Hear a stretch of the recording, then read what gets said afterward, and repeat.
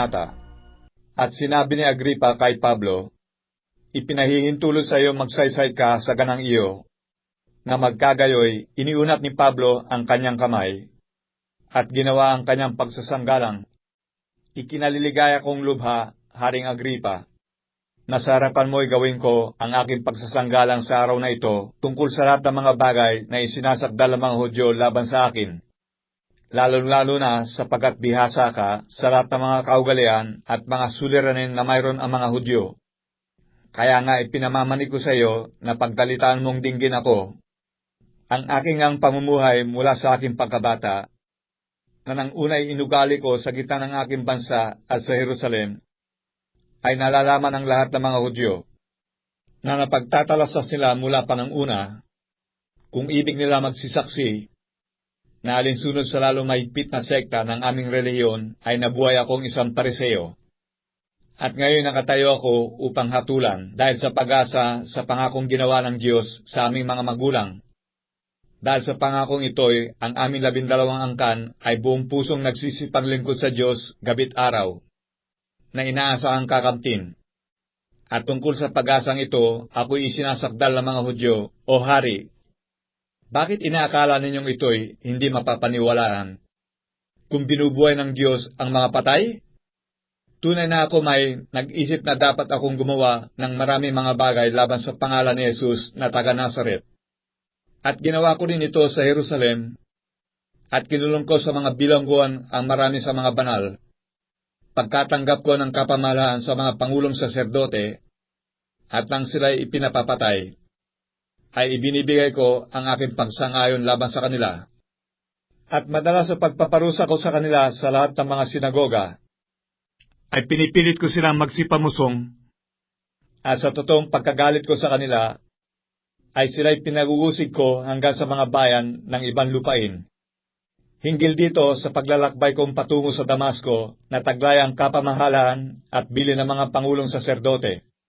Nang katanghalian, o hari, ay nakita ko sa daan ang isang ilaw na mula sa langit, na lalong maningning kaysa araw, at lumiwanag sa palibot ko at sa mga nagsisipaglakbay na kasama ko.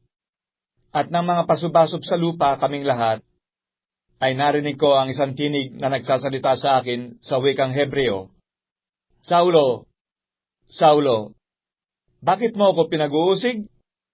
Mahirap sa iyo ang sumikal sa mga matulis." At sinabi ko, "Sino ka baga, Panginoon?" At sinabi ng Panginoon, "Ako'y si Jesus na iyong pinag-uusig. Datapwat magbangon ka, at ikaw ay tumindig sa iyong mga paa, sapagkat dahil dito'y napakita ako sa iyo, upang ihalal kitang ministro at saksi din naman ng mga bagay na nakita mo sa akin, at ng mga bagay na pagpapakitaan ko sa iyo, na ililigtas kita sa bayan, at sa mga hintil, na sa kanila'y sinusugo kita, upang idilat mo ang kanilang mga mata, upang sila'y mangagbalik sa ilaw mula sa kadiliman at mula sa kapangyarihan ni Satanas hanggang sa Diyos, upang sila'y magsitanggap ng kapatawaran ng mga kasalanan at ng mga mana sa kasamahan ng mga pinapaging banal sa pamamagitan ng pananampalataya sa akin." Dahil nga dito, o Haring Agripa, hindi ako nagsuwail sa pangitain ng kalangitan, kundi nangaral akong una-una sa mga taga-Damasco, at sa Jerusalem din naman, at sa buong lupain ng Judea, at gayon din sa mga hintil, na sila'y nangagsisi at nangagbalik loob sa Diyos, na magsigawa ng mga gawang karapat-dapat sa pagsisisi. Dahil dito'y hinuli ako ng mga Hudyo sa templo, at pinagsisikapang ako'y patayin. Nang aking tamuhin nga ang tulong na mula sa Diyos, ay nananatili ako hanggang sa araw na ito, na nagpapatotoo sa maliliit at gayon din sa malalaki, na wala akong sinasabing anuman, kundi ang sinabi ng mga propeta at ni Moises na mangyayari, kung paano ang Kristo ay kailangan maghirap, at kung paano na siya muna sa pamamagitan ng pagkabuhay ng mga guli ng mga patay ay magtatanyag ng ilaw sa bayan, at gayon din sa mga hintil. At nang magawa na niyang gayon ang kanyang pagsasanggalang, ay sinabi ni Festo ng malakas na tinig, "Pablo, ikaw ay ulol. Ang kalakhan ng dunong mo ay siyang sa iyo nagpapaulol." Datapwat, sinabi ni Pablo, "Hindi ako ulol, kagalang-galang na Pesto, kundi nagsasalita ako ng mga salitang katotohanan at kahinahunan, sapagkat nalalaman ng hari ang mga bagay na ito, na sa kanya nagsasalita naman ako ng buong laya, sapagkat naniniwala ako na sa kanya ay walang nalilingid sa mga bagay na ito, sapagkat ito hindi ginawa sa isang sulok. Haring Agripa, naniniwala ka baga sa mga propeta? Nalalaman kong naniniwala ka." At sinabi ni Agripa kay Pablo, "Sa kakaunting paghihikayat ay ibig mo ako maging Kristiyano."